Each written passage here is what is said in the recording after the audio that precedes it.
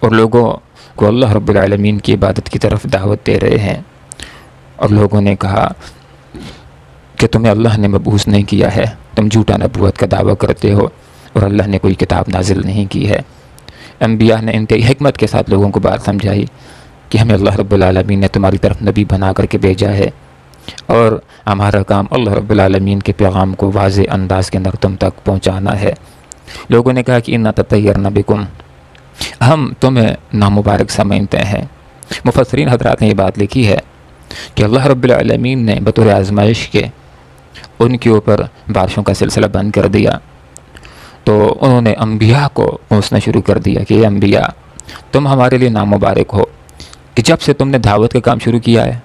تبلیغ کا کام شروع کیا ہے، اللہ کے دین کا کام شروع کیا ہے، ہمارے دن خراب ہونا شروع ہو گئے ہیں، بارشوں کا سلسلہ رک گیا ہے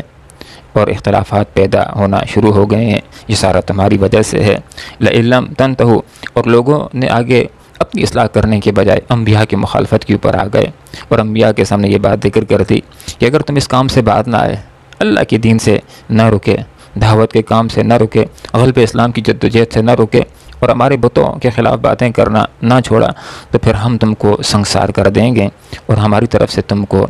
دردناک سزا پہنچے گی۔ جس نبی نے بھی اللہ کے دین کا کام کیا ہے، دعوت کا کام کیا ہے، اکثر لوگوں کی طرف سے اسی طرح کی دھمکیاں آتی تھیں کہ ہم مار ڈالیں گے، ہم سزا دیں گے، ہم اپنے وطن سے تم کو نکال دیں گے۔ اس کے باوجود بھی انبیاء اللہ رب العالمین کے دین کا کام حکمت کے ساتھ کرتے رہے، اور انہوں نے کسی ڈر کی کوئی پرواہ نہیں کی، اور انبیاء نے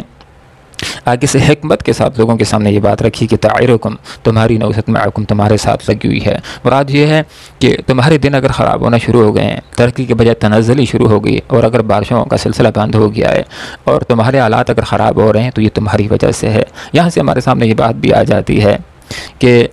انسان کے اوپر جو مشکلات آتی ہیں، برے حالات آتے ہیں، تو اس کے اندر ایک وجہ انسان کی بدعمالیوں کی بھی ہو سکتی ہے۔ تو انبیاء نے لوگوں کے سامنے اسی بات کو ذکر کر دیا کہ تمہیں اپنے اعمال کے اوپر غور و فکر کرنا چاہیے، بجائے اس کے کہ کوئی تمہیں نصیحت کرے تو اس کو تم کوسنا شروع کر دو۔ عین تک کر تم کیا، پھر اگر تم کو نصیحت کی جائے تو تم اس کو اپنے آپ کے لیے برا خیال کرتے ہو، نامبارک سمجھنا شروع کر دیتے ہو، اور جو نصیحت کرنے والے اسی کو کوسنا شروع کر دیتے ہو، اور اسی کے اوپر الزام لگانا شروع کر دیتے ہو۔ حقیقت بات یہ کہ انتم قوم مسرفون، تم حد سے نکل جانے والے لوگ ہو، تم انسانیت کے